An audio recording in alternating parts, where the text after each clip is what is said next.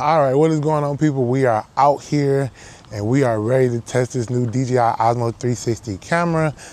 As you can see, I'm out here with some comrades today. They agreed to join me on my suicide run of 20 miles and they can't wait to do this. So let's get it started. We're gonna see what it's like after we run, have some visions from the 360, how that looks out here when running. Then we'll have some regular shots. We'll kind of get some comparison to the regular Osmo Action 5 as well. Yo, I tried to make that up, y'all. Y'all probably saw that on camera. That nigga saw B, but. All right, so we made it to the first wave. We're on our way back. I got two cameras here. I got the DJI Osmo Action here, and I got the 360 here. I kind of just wanted to see the range. Obviously, the 360 will have more range, but I wanted to see if the quality of the footage is going to be more similar or just going to be better. Because I think with the fisheye, kind of give it like a more of a fishy look. I don't know if I necessarily like that. All right, so we'll test the rock steady smoothness on these. We'll do a quick run and see how they go.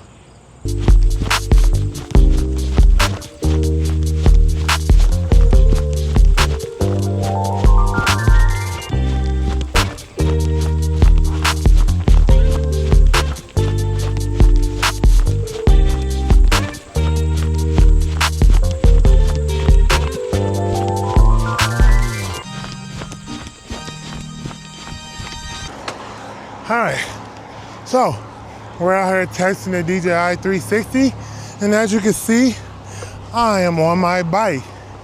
Now I do got the Osmo Action 5 Pro with me, and it's kind of just, you might be able to see some comparable side-by-side footage of both. And as you can see, the stabilization looking pretty good. I do think looking at the screen, maybe the colors in the 5 Pro are a little better to me, but that could just be my eyes. I'll let you be the judge of that.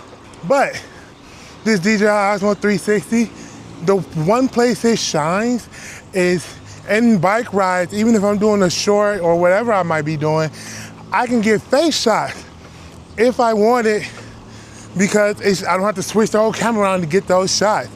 I can just ride, switch to the front to get the scenery, or switch to me to get the look.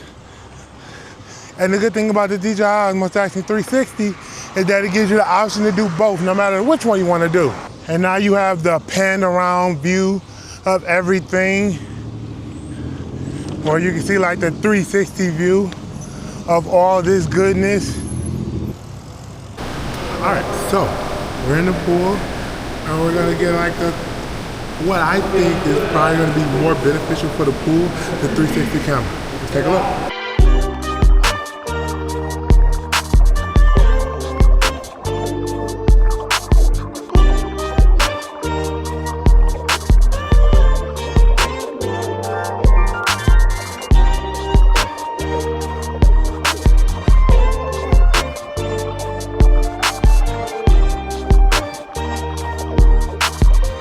And today we will do our full video, or at least my full video, on the DJI Osmo Action 360. Now, full disclosure, this is my first 360 camera, so there was a kind of a learning curve with it. But overall, it was a lot of fun to play with, a lot of fun. We'll get into whether or not this is, if it was worth the fun later on in the video. But let's kind of start with just some obvious stuff. What is a 360 camera? So clearly it's a camera, but it's a camera that gives you the option to see a 360 view, or at least capture a 360 view of everything going on around you. So if you're running, like in my case, if you're riding, maybe you're doing some swimming, or whatever activity you're doing, or whatever you might be recording, you'll have the ability to get what's in front of you, what's on the side of you, what's in the back of you.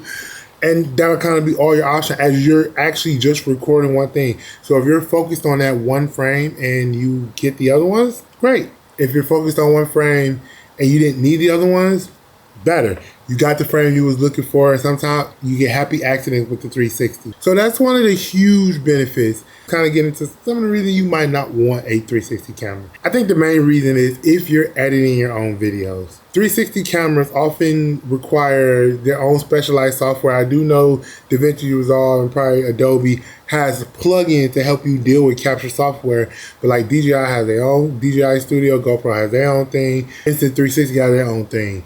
So all these, they have their own thing, a way to getting the video in, framing up the shots you want, exporting it, and then putting it into your editing software. Now, if you have a team of people who does this, great. I don't think it's going to be that big of an issue because you have a team. If you don't have a team of people that do this, and you do this all on your own, then you have to consider that, right? When you're framing up shots and you're getting all this other stuff is unexpected, it looks real good until you gotta sit down and you gotta edit it, you gotta frame it. If you did get something interesting, that's great, but now you gotta figure out a way to put that in and still get what you originally planned to do. I'm not saying it's hard, I'm saying it's a change of pace, and it's something you have to really think about if you are creating your own videos. It's just something to think about. As I was editing this video, or just the unboxing video, it took me way longer than I normally would, just because I had to frame the keys up. And it's just things, it might be something you get used to and you be able to do it from the snap of the finger, but I'm just telling you from my personal experience, somebody who's never dealt with 360 camera, it was a bit of a learning curve to it that you gotta kind of keep tackling. Another thing is, you would think being able to capture all of that is good, but sometimes too much data leave you wondering what would be the best way to create a video. While you can't copy the video and then copy it and then take both angles, that could be something else, but now you're just doing more work.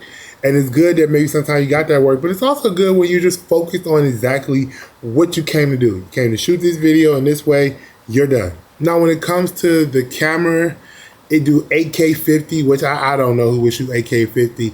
I try to mostly shoot in 6K 60. I like to shoot my video on 60 frames per second. I don't like cinema that much. I like 60 frames. That's just what my personal preference is. So I shoot in the highest resolution as long as it can be 60.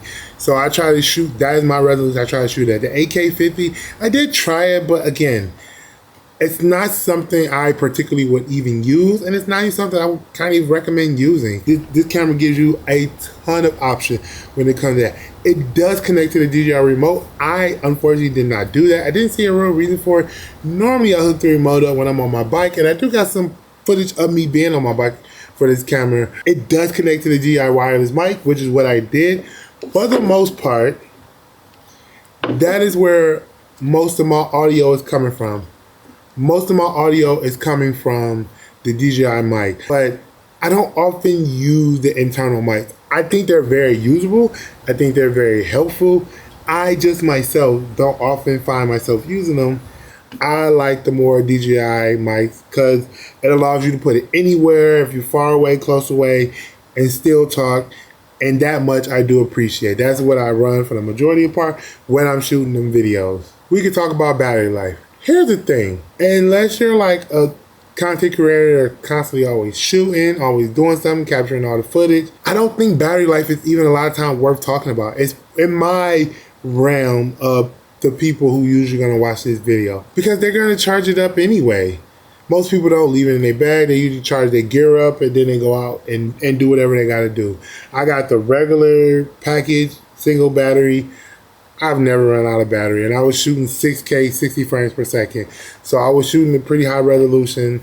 I didn't have any issues. I have to be really honest. I had zero issues, and this thing has, I don't know, I'm gonna put that somewhere here. It had that much memory or storage space in it.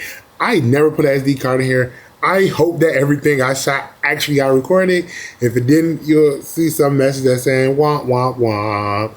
It didn't get recorded, but I'm pretty sure it did. It's all locally stored on here. I never enter SD card. At this point in my YouTube spectrum, I just don't see a reason to go out and go grab SD cards for everything, when some of this stuff has internal memory that works pretty well. Most people, you record a video, you go home, put it on your computer, and once it's on your computer, you can really get rid of it. There's no reason to keep it on the camera. And that just frees up that space to do whatever else you wanted to do. You want to go shoot more videos or whatever it is you need to do. That gives you that opportunity. So that's also one of the good things about it. So one thing, they did change the button on how to record. It used to be like a big red button, and now it's this like little white button here. I don't know if the camera is gonna actually get to see that, but it's like this little white button at the bottom. It just took me some time to get used to it. It wasn't like it was bad. It's just one of them things that kind of irritated me at the beginning, and I was trying to get used to it as I kept using the camera. Now, I guess we could talk about the elephant in the room, the price. It is $549. Now, that's a lot of money, but here's where I kind of understand it. If you buy the DJI Osmo Action 5 for $299, that is one camera doing one thing, can only shoot one way, with, for the most part, not a single feature that exists on that camera doesn't exist on this camera. There's any filter that you can get on that camera that you can't get on this camera because there's no interchangeable filter or a lens, and that could be a bummer. But you're buying two cameras in one body, then that's what gives you the ability to shoot 360.